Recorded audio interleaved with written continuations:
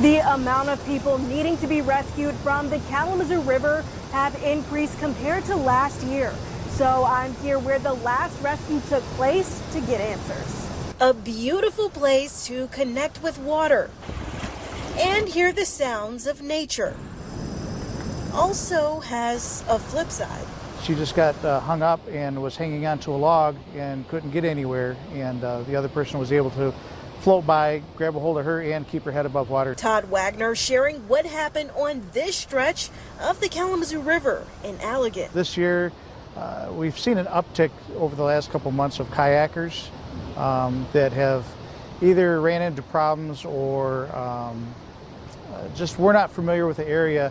What's typically a spring issue has moved on to summer. I think the rainfall has certainly kept the water levels at a certain height and velocity. Mother Nature isn't the only one to blame. The biggest problem that we find is where, first of all, kayakers, they might not be very familiar, or this is the first time they've ever kayaked the Kalamazoo River. Wagner says people aren't wearing life jackets. Quick current, tight bends, fallen trees, add them up, you get flipped kayaks. If you were to fall out of your watercraft, the current will take you right into that and it'll hold you there. If you do get stuck, it's hard for rescuers to access you. Because it is a very natural resource.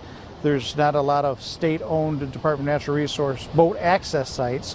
While flipping over in the Kalamazoo River is scary to some, it's just a typical weekend for Mac Turner. You go out on the river and you don't expect to flip over, then you don't know enough about the sport to be out there. He knows the layout of the river. There's going to be times when you go out after a storm that there's going to be trees down that weren't there before. Happens all the time. Mac prepares for it. I actually carry a handsaw and a hatchet with me everywhere, whenever we go out on the river. As an avid kayaker, Turner recommends beginners do one key thing before getting in the water. Always check the weather.